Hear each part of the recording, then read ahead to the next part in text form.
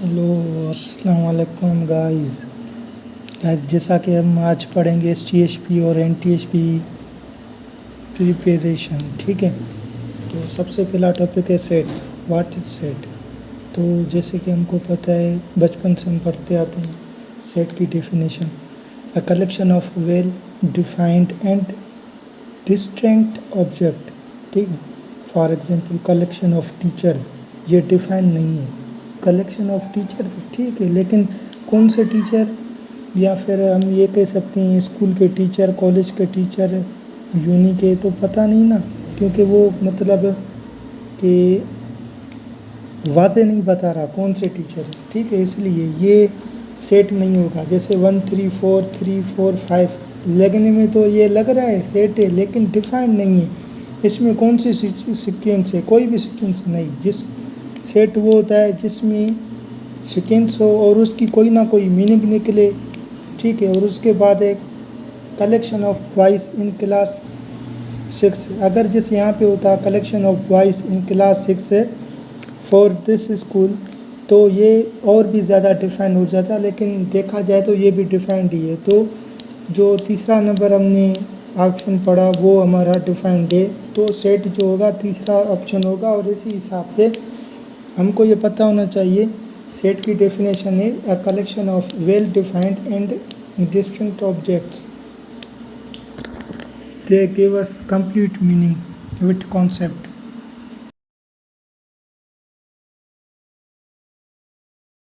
जैसा कि गाइस हमने सेट पढ़ लिया, उसके बाद मैथमेटिकल सिंबल्स, ठीक है। ये स्क्रीन पे शो हो रही होंगी आपको, लेकिन अगर जैसे मैं बताने पे शुरू हो गया तो इसमें बहुत टाइम लग जाएगा। हम आगे चल के इसको डिस्कस करेंगे, लेकिन ये जो स्क्रीन पे आ रही हैं आप स्क्रीन शॉट ले लें।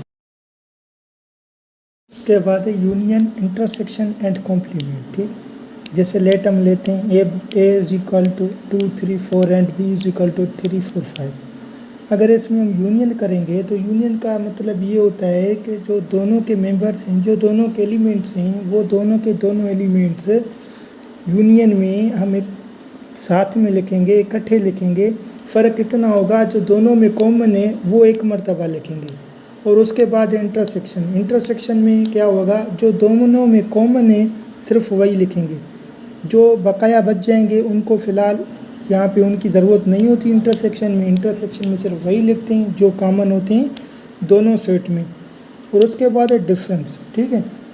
कॉम्प्लीमेंट के लिए हमको पहले ये पता होना चाहिए डिफरेंस क्या है। डिफरेंस हमेशा दो सेट के दरमियान होता है। जो हम पहले सेट लिखते हैं उसमें से दूसरे सेट को माइनस करते हैं, और जो पहले सेट में एलिमेंट से बचेंगे वही हम लिखेंगे। यहाँ पे हम ए डिफरेंस बी भी कर सकते हैं, बी डिफरेंस ए भी कर सकते हैं।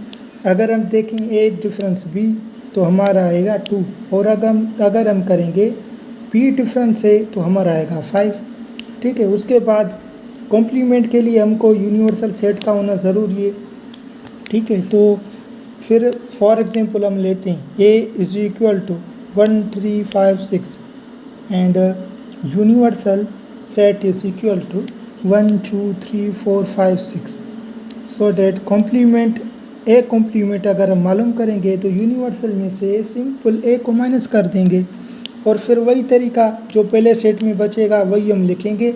हाँ, अगर जैसे फॉर एग्जांपल यहाँ पे सेट जो दूसरा सेट है उसमें कुछ बचता भी है तो उसको हम छोड़ देंगे, उसको नहीं लिखेंगे, क्योंकि डिफरेंस का मतलब यही होता है कि जो पहले सेट में बचेगा वही लिखेंगे।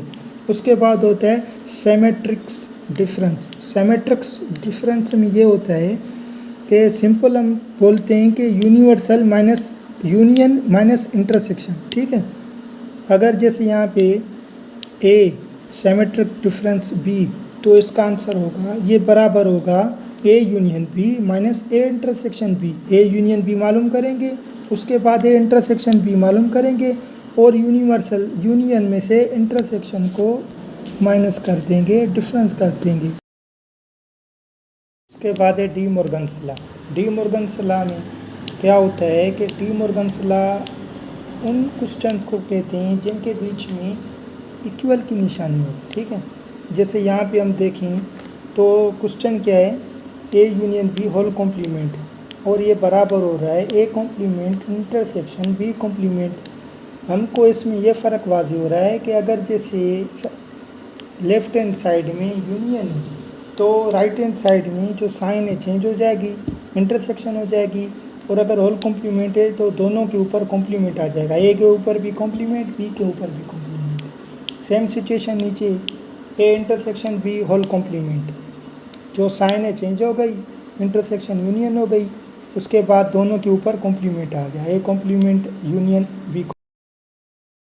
कुछ एग्जांपल यहाँ पे A union B is equal to B union A intersection B is equal to B intersection A union B under bracket union C. ठीक है, तो ये अपोजिट साइड में हो जाएगा A union under bracket B union C. फ़र्क सिर्फ इतना है कि साइन अगर हम जो लेफ़्ट हैंड साइड में लिख रहे हैं वही राइट हैंड साइड पे लिखेंगे। सिर्फ जो यहाँ पे मतलब कि डिफरेंस है वो सिर्फ और सिर्फ ब्रैकेट का है। अगर यहाँ पे ब्रैकेट पहले आ रही है तो उसमें बाद में आएगी, जैसे A union B union C, तो पहले ब्रैकेट आई A union B union C, उसके बाद राइट हैंड साइड में ए यूनियन, फिर ब्रैकेट देंगे बी यूनियन सी।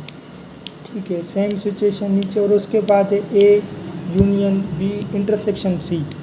ठीक है, अगर इसका होगा, अगर जैसे पहले तो हमको ये देखना है कि ब्रैकेट के अंदर जो वैल्यू है, जो साइन है, उस साइन का उल्टा मतलब कि उस साइन का अपोजिट, जैसे यहाँ पे इंटरसेक्शन है, ठीक है, ब्रैकेट के अंदर बी इंटरसेक्शन सी, तो हम ए यूनियन बी कर देंगे, और अपोजिट साइड दूसरी जो उसके साथ वैल्यू लगेगी वो भी ए यूनियन सी लगेगी, और जो ब्रैकेट के अंदर साइन है वो बीच में आ जाएगी। सेम सिचुएशन नीचे A intersection A union C, इसी तरीके से A intersection B union A intersection. इसके बाद है union intersection and subset and super. जैसे लेट हम लेते हैं A is equal to 2 3 4 and B is equal to A is B. अगर मतलब ये करेंगे तो सबसेट का मतलब अगर ए होता है कि जो दोनों के मेंबर्स हैं, जो दोनों के एलिमेंट्स हैं, वो दोनों के एलिमेंट्स का मतलब कि जो ए में सारे में हमें वो साथ में लिखेंगे, इकट्ठे लिखेंगे। फ़र्क इतना होगा जो दोनों में कॉमन है वो एक मरतबा लिखेंगे, अगर ए जो और उसके बाद इंटरसेक्शन में क्या होगा, जो दोनों में कॉमन है सिर्फ वही लिखेंगे, और जो बकाया बच जाएंगे उनको फिलहाल यहाँ पे उनकी ज़रूरत नहीं होती इंटरसेक्शन में। इंटरसेक्शन में सिर्फ वही लिखते हैं जो कॉमन होते हैं दोनों सेट में किस्म का, जैसे उसके बाद पता चले कि ठीक है एक कॉम्प्लीमेंट के लिए हमको पहले ये पता होना चाहिए डिफरेंस क्या है। डिफरेंस हमेशा दो सेट के दरमियान होता है, तो जो हम पहले सेट टोटल सबसेट पहले सेट लिखते हैं, उसमें से दूसरे सेट को माइनस करते हैं, और जो पहले सेट में एलिमेंट से मालूम करने का वही हम लिखेंगे।